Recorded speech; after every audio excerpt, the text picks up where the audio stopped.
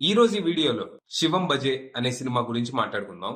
అశ్విన్ బాబు, Digangana, Suryavanshi leads గా upset direction లో వచ్చిన ఫ్యాంటసీ యాక్షన్ మూవీ ఇది.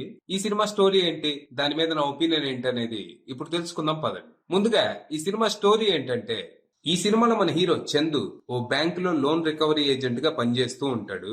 అవసరాల్లో ఉన్నప్పుడు బ్యాంకుల్లో అప్పులు చేసి అవసరం తీరిపోయాక అప్పు చేసామనే విషయమే మర్చిపోయే వాళ్ళందరినీ వెతికి పట్టుకొని పరిస్థితులను బట్టి బతిమాలో భయపెట్టో అవసరమైతే 4 పీకో మొండి బకాయిలు వసూలు చేస్తూ ఉంటాడు.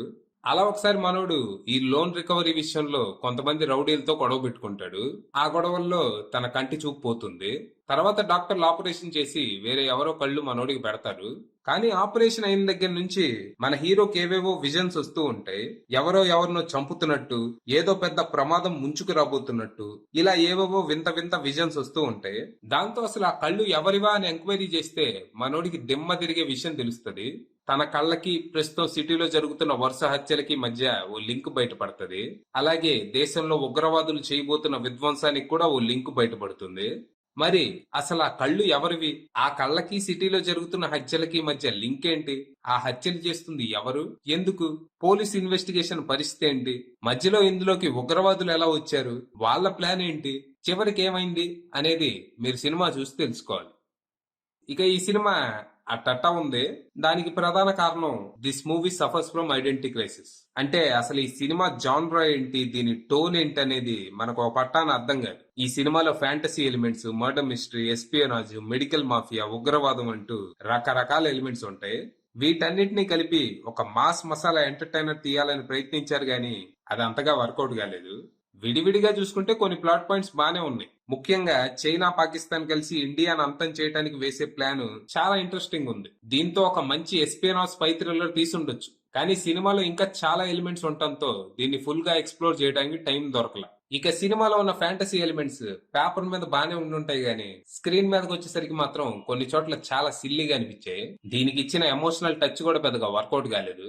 ఇక మర్డర్ మిస్టరీ ప్లాట్ అంటారా, అది కూడా పేపర్ మీద బానే ఉండుంటది, స్క్రీన్ మీద మాత్రం తేలిపోయింది. అస్సలు థ్రిల్లింగ్ ఉండదు. లాస్ట్ లో కిల్లర్ రివ్యూల్ కూడా ఆ బొక్కలే అన్నట్టు ఉంటది. అంటే ఫస్ట్ హాఫ్ లో పోలీసులు ఇన్వెస్టిగేషన్ చేసిన విధానాన్ని బట్టి చూస్తే మనకి కిల్లర్ ఎవరో అర్థమైపోద్ది. అంత బాగా చేస్తారు ఇన్వెస్టిగేషన్. ఇవి కాక సినిమాలో ఇంకా డివోషనల్ టచ్ కూడా ఉంటది. అదేదో లాస్ట్ మినిట్ లో బలవంతంగా యాడ్ చేసినట్టు ఉండిద్దే తప్పితే ఆర్గానిక్ గా అయితే ఉండదు. అంటే ఈ మధ్య డివోషనల్ టచ్ ఉన్న సినిమాలు బాక్స్ ఆఫీస్ దగ్గర బాగా ఆడుతున్నాయి కదా, అందుకని దీంట్లో కూడా యాడ్ చేసినట్టు ఉన్నారు. సినిమా టైటిల్ కూడా అలాగే పెట్టినట్టున్నారు. సినిమాకి సినిమా టైటిల్ కి సంబంధమే ఉండదు. ఓవరాల్ గా సినిమాలో ఉన్న పాజిటివ్స్ విషయానికి వస్తే కొన్ని ప్లాట్ పాయింట్స్, చందుగా అశ్విన్ బాబు పర్ఫార్మెన్స్, హైపరాది కామెడీ, పోలీస్ ఆఫీసర్ గా Arbaaz Khan performance, cinematography and production values. ఇక మైనస్ పాయింట్స్ విషయానికి వస్తే screenplay and direction. Final గా చెప్పేది ఏంటంటే, రకరకాల జానర్స్ ని కలిపి ఆడియన్స్ కి ఏదో విందు భోజనం పెట్టాలని ప్రయత్నించారు గానీ అది విందు భోజనం కాదు, అడుక్కు తినేవాడికి 60 కూరలు అన్నట్టు తయారైంది. సో మీరు ఈ సినిమాకి 0 ఎక్స్పెక్టేషన్స్ తో వెళ్తే టైం పాస్ అనిపిస్తుంది.